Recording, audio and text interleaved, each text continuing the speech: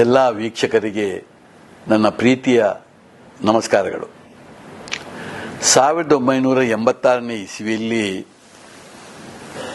ಸ್ವರ್ಗಸ್ಥರಾದಂಥ BV. ಕಾರಂತರವರು ಬಹಳ ದೊಡ್ಡ ಕನಸನ್ನು ಕಟ್ಟಿ ನಮ್ಮ ರಾಜ್ಯದಲ್ಲಿ ಒಂದು 5 ಕಡೆಗಳಲ್ಲಿ ಒಂದು ರಂಗಾಯಣ ಎಂಬುದು ಆಗಬೇಕು, ಆಗಿ ಅದಕ್ಕೆ ಅಲ್ಲಲ್ಲಿಯ ಪ್ರಾದೇಶಿಕವಾದಂತಹ ಒಂದು ಸಾಂಸ್ಕೃತಿಕ ಚೌಕಟ್ಟಿನ ಮೆರುಗನ್ನು ಕೊಟ್ಟುಕೊಂಡು ಅಲ್ಲಲ್ಲಿ ಇದು ಬೆಳಿಬೇಕು ಎಂಬುದನ್ನು 1980ರಲ್ಲಿ ಪ್ರಾರಂಭ ಮಾಡಿ ಮೈಸೂರು ರಂಗಾಯಣ ಎಂಬುದು ಪ್ರಾರಂಭ ಆಯಿತು.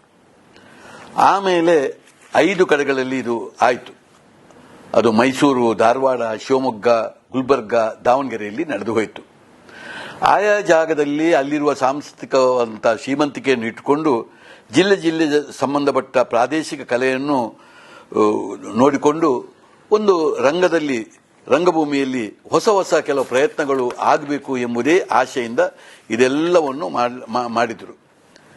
ಹಾಗೆ 2023-24ರಲ್ಲಿ ಸುನೀಲ್ ಕುಮಾರ್ ರವರು ಮಂತ್ರಿಗಳಾಗಿದ್ದಾಗ ಆಗ ಈ ಕರಾವಳಿಗೂ ಕೂಡ ಈ ಕಾರ್ಕಳಕ್ಕೂ ಕೂಡ ಒಂದು ರಂಗಾಯಣ ಎಂಬುದು ಬಂತು. ಹೀಗೆ ಬರುವಾಗ ಇಲ್ಲೂ ಕೂಡ ನಮ್ಮ ದಕ್ಷಿಣ ಜಿಲ್ಲೆಯನ್ನು ತೆಗೆಯುವಾಗ ಯಕ್ಷಗಾನ ಎಂಬುದು ಬಹಳ ಮುಖ್ಯ.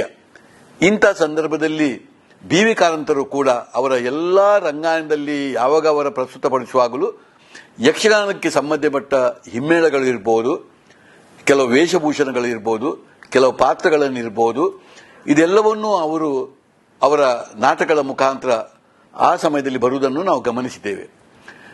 ನ್ಯಾಯಯುತವಾಗಿ ನಮ್ಮ ಕರಾವಳಿಗೆ ರಂಗಾಯಣ ಬಂದಾಗ ಅದನ್ನು ಬರಲು ಕೂಡ ನಮ್ಮ ಮಾನ್ಯ ಸುನೀಲ್ ಕುಮಾರ್ ಅವರು ಬಹಳ ದೊಡ್ಡ ಪ್ರಯತ್ನವನ್ನು ಮಾಡಿ ಆ ಸಮಯದಲ್ಲಿ ಕಾರ್ಕಳದಲ್ಲಿ ಅದು ಕೋಟಿ ಚೆನ್ನೈಯ ಥೀಮ್ ಪಾರ್ಕಿನಲ್ಲಿ ಒಂದು 2.5 ಎಕರೆ ಜಾಗವನ್ನು ಕೂಡ ಅದಕ್ಕೆ ಕೊಟ್ಟುಕೊಂಡು ಅದಕ್ಕೊಂದು 2.5 ಕೋಟಿ ರೂಪಾಯಿ ದುಡ್ಡನ್ನು ಇಟ್ಟುಕೊಂಡು ಬಳಸಿಕೊಂಡು ಇವತ್ತು ಆ ಯಕ್ಷರಂಗಾಯಣ ಎಂಬುದು ಹೆಸರಿನಲ್ಲಿ ಬಂದುಕೊಂಡು ಕಾರ್ಯಪ್ರವೃತ್ತಿ ಹಾಕಿಕೊಂಡು ಈಗ ಬಿಲ್ಡಿಂಗ್ ನನ್ನ ಅಂದಾಜು ಪ್ರಕಾರ ಅದು ಕೊನೆಯ ಹಂತದಲ್ಲಿ ಇವತ್ತು ಇದೆ. ಇದು ಬಹಳ ಒಳ್ಳೆಯ ಕೆಲಸವೂ ಕೂಡ. ಇಷ್ಟೇ ನನ್ನ ಪ್ರಶ್ನೆ.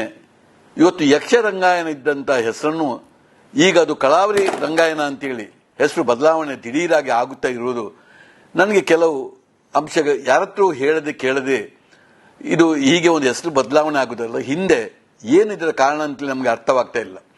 ಆದ್ದರಿಂದ ಇದರ ಕಾರಣ ಏನು ಎಂಬುದು ನಮಗೆ ಬೇಕು. ಮತ್ತೆ ಇದರ ಬಗ್ಗೆ ಒಂದು ಒಳ್ಳೆಯ ಚರ್ಚೆಯೂ ಕೂಡ ಆಗಬೇಕು. ಸಮಾನ ಮನಸ್ಕರು ಸೇರಿಕೊಂಡು ಯಕ್ಷರಂಗಾಯಣವನ್ನು ಯಾಕೆ ಕರಾವಳಿ ರಂಗಾಯಣ ಎಂಬ ಬದಲಾವಣೆ ಆಗಬೇಕು ಎಂಬುದು. ಯಾಕೆಂದ್ರೆ ಯಕ್ಷಗಾನದ ಮುಖಾಂತರ ಇವತ್ತು ಯಕ್ಷಗಾನ ಬಹಳ ದೊಡ್ಡ ನಮ್ಮ ಸಾಂಸ್ಕೃತಿಕ ಬದುಕು, ಅದರೊಟ್ಟಿಗೆ ನಮ್ಮ ರಂಗ ಚಟುವಟಿಕೆಗಳು ಕೂಡ ಯಕ್ಷಗಾನ ಮತ್ತು ನಮ್ಮ ರಂಗ ಎರಡೂ ಕೂಡ ಕೊಡುಕೊಳ್ಳು ಪ್ರಯೋಗ ಹಾಕಿಕೊಂಡು ಯಕ್ಷಗಾನಕ್ಕೆ ವಿಶೇಷವಾದ ಗೌರವವನ್ನು ತರುವ ಜೊತೆಯಲ್ಲಿ ನಮ್ಮ ರಂಗವನ್ನು ನಾವು ಬಲಾಢ್ಯವಾಗಿ ಕಟ್ಟಬೇಕಾದ ನಿಮ್ಮ ಕರ್ತವ್ಯ. ಈ ದೃಷ್ಟಿಯಲ್ಲಿ ಇದರ ಬಗ್ಗೆ ನಮಗೆ ಸ್ವಲ್ಪ ಯಾತಕ್ಕೆ ಈ ದಿಢೀರಾಗಿ ಇದನ್ನು ಬದಲಾವಣೆ ಮಾಡಿದರು ಎಂಬ ಪ್ರಶ್ನೆ ನಮ್ಮನ್ನು ಕಾಡ್ತಾ ಇದೆ. ಇದರ ಹಿಂದೆ ಏನು ಅಂತೇಳಿ ನಮಗೆಲ್ಲ ಅರ್ಥವೇ ಆಗ್ತಾ ಇಲ್ಲ. ಇದರ ಬಗ್ಗೆ ನಮಗೆ ತಿಳುವಳಿಕೆಯನ್ನು ಇದಕ್ಕೆ ಸಂಬಂಧಪಟ್ಟವರು ಕೊಡಬೇಕು ಅಂತ ನಮ್ಮದು ಆಶೆ.